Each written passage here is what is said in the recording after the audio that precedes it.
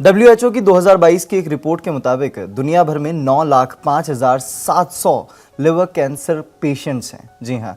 और वहीं साल 2020 में 8,30,200 लोगों ने लिवर कैंसर के चलते अपनी जान गंवाई। इसी बीच नॉर्थ इंडिया की पहली ऑटो लिवर ट्रांसप्लांट सर्जरी हुई है, यानी कि एक शख्स की जान बाल बाल बचाई गई है। क्या है ये सर्जरी और क्या इससे लिवर कैंसर से जूझ रहे लोगों को भी राहत मिल पाएगी? इसी बीच नॉर्थ इंडिया की पहली ऑटो लिवर ट्रांसप्लांट सर्जरी हुई है, यानी कि एक शख्स की जान बाल बाल बचाई गई है।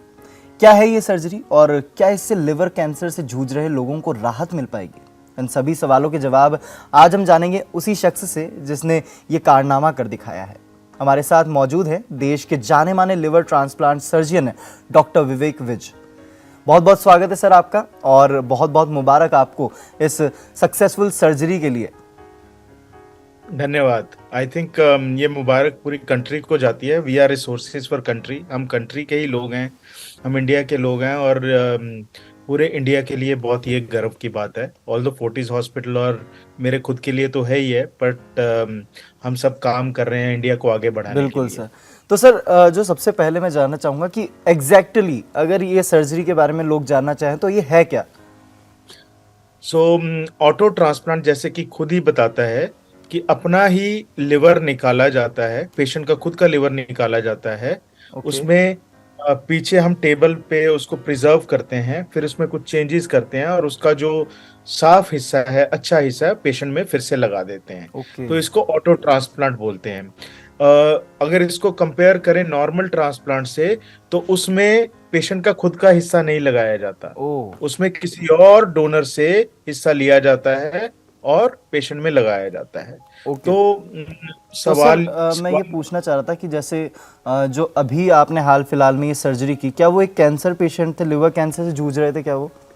नहीं, वो कैंसर पेशेंट नहीं था। वो ओके। एक तरह की इन्फेक्शन होती है जिसको एक एक्टिनोकोकस ग्रेनुलरिस बोलते हैं, जिसका ओके। मतलब है कि वो एक स्लो है तो इन्फेक्शन, पर वो स्लो कैंसर की तरह लिवर को खाता रहता है। ओ। हमारे पार्ट ऑफ वर्ल्ड में, इंडिया में तो ये नहीं होता, पर Kyrgyzstan, Uzbekistan, central Asian country में भी बहुत कॉमन पाया जाता है।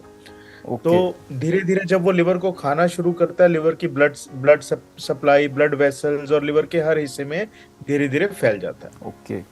तो सर, क्या ये जो सर्जरी है, क्या ये कैंसर पेशेंट्स के लिए भी यूज़ हो सकती है, या फिर अगर इन्फेक्शस जो सेल्स है सिर्फ उन्हीं के लिए हो सकती है?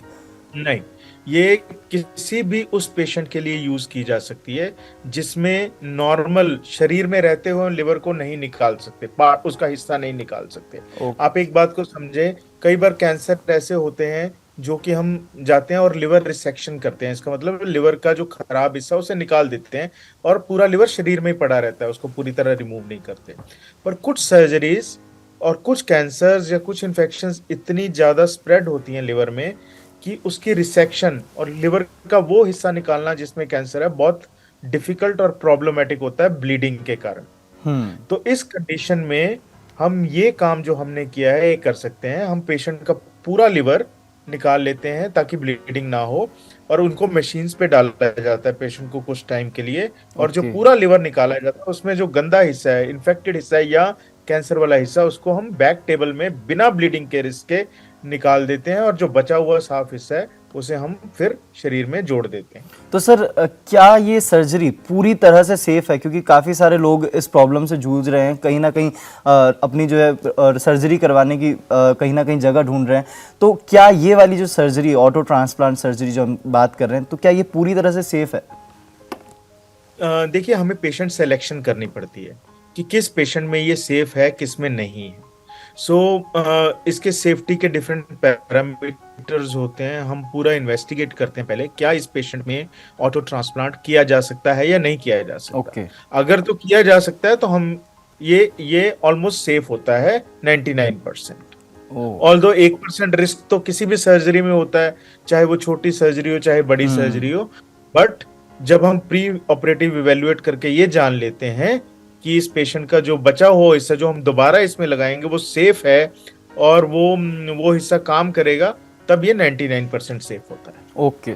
तो सर अगर हम ये तो हमने बात की सर्जरी की अंदरूनी बातों की कि सर्जरी कैसे होगी और सर्जरी क्या सेफ है, लेकिन मैं जानना चाहूँगा अगर एक आम इंसान इस सर्जरी को करवाना चाहे तो उसके लिए कॉस्ट क्या होगी इस सर्जरी की?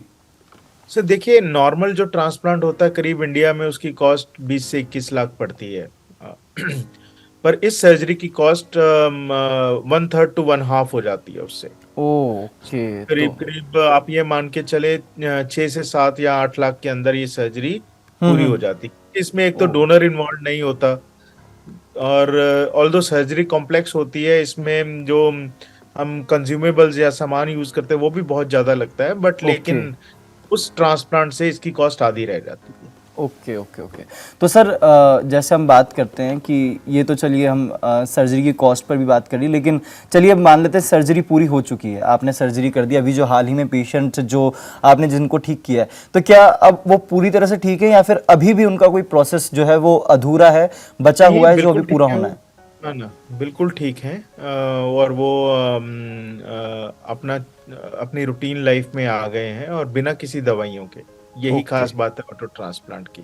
ट्रांसप्लांट में तो हम लाइफ लॉन्ग दवाइयां देते हैं, ऑटो ट्रांसप्लांट में क्योंकि उनका अपना लिवर है, इसमें दवाइयां नहीं चलती। ओके। तो मतलब अब उन्हें किसी और प्रोसेस के थ्रू जाने की बिल्कुल कोई ज़रूरत नहीं है, नहीं, बस थोड़ी बहुत मेडिसिन, अगर मेडिसिन की बात की जाए तो क्या वो अभी भी चल रही हैं उनकी? नहीं, जो लाइफ लॉन्ग चल रही हैं वो नहीं चलती। जो शॉर्ट टर्म मेडिसिन 1-2 महीने के लिए चलती हैं वही चली हैं और वो खत्म हो गई। तो सर इस पूरी सर्जरी को करते वक्त आपको कितना टाइम लगा पूरी सर्जरी को अंजाम देते हुए? तो इस सर्जरी को कंप्लीट करते हुए हमें 8 से 10 घंटे लगे, क्योंकि ये हम पहली बार ये सर्जरी किया है। जी जी जी। सो ये एक्सपेक्टेड है कि ऐसे जैसे जैसे एक्सपीरियंस बढ़ेगा इसका टाइम भी कम होगा। ओके। तो मतलब जैसे जैसे अभी 8 से 10 घंटे आपने लिए, तो इसके बाद अगर कोई भी मतलब पेशेंट होगा जो आपके पास आएगा तो 4 से 6 हो घंटे सकता है में कि उससे कंप्लीट थोड़ा हो सा जाए। कम समय लगे अगली बार में। जी जी ओके। जी तो सर एक आखिरी सवाल की ओर मैं बढ़ना चाहूँगा कि अगर कोई भी पेशेंट लिवर डिजीज से फिलहाल जूझ रहा हो तो उसके लिए आपके पास क्या मैसेज है? सबसे पहले तो देखिए लिवर हमारा एक ऐसा ऑर्गन है जिसको हमें डिजीज होने नहीं देनी। सबसे पहले तो प्रिवेंशन का सबको ध्यान रखना है, जी और प्रिवेंशन में सबसे इम्पोर्टेंट आजकल जो है वो फैटी लिवर डिजीज है। बिल्कुल। 1/3 to 1/2 पॉपुलेशन, 50% इंडिया की पॉपुलेशन, आप सोच सकते हैं 50 से 60 करोड़ लोग फैटी लिवर से ग्रस्त हैं। जी अब जब इतने लोग फैटी लिवर से ग्रस्त हैं तो वो धीरे धीरे फैट जो लिवर में जमा होता है वो लिवर को डैमेज करता रहता है, और वो इस स्टेज तक पहुंच जाता है कि लिवर ट्रांसप्लांट की जरूरत पड़ती है। बिल्कुल तो सर। अगले 10 से 20 साल में हम ये सोच सकते हैं कि 50 करोड़ लोग में अगर 1% लोगों को भी जरूरत है तो क्या हाल होगा इस कंट्री का। तो मेरा मैसेज सिंपल है कि अपने लिवर की हेल्थ का ध्यान रखें, अपनी हेल्थ का ध्यान रखें, उसमें से फैट को गायब करें और हेल्दी लिवर की तरफ बढ़ें। और वहीं डॉक्टर साहब एक जो WHO की एक रिपोर्ट भी है वो कहती है कि 2040 तक जो है जो कैंसर लिवर कैंसर पेशेंट्स का आंकड़ा जो है वो 1.3 मिलियन तक पहुंच सकता है। जी तो जी ये एक बहुत चौंका देने वाला आंकड़ा है जो हर देशवासी को पहले से नज़र आ जाना चाहिए और अपने लिवर का पहले से ख्याल रखना चाहिए। Thank you so much doctor साहब हमारे साथ जुड़ने के लिए, और ऐसे ही लोगों की जान बचाते रहिए, लिवर ठीक करते रहिए और मुस्कुराते रहिए। Thank you so much sir. Thank you very much. तो आप सभी से भी यही गुजारिश है कि अपने लिवर का ध्यान रखें, अपना ध्यान रखें और अपनों का ज़रूर ध्यान रखें, क्योंकि एक लिवर आपकी पूरी शरीर को बचा कर चलता है। अपना ध्यान रखें और देखते रहें इंडिया टीवी।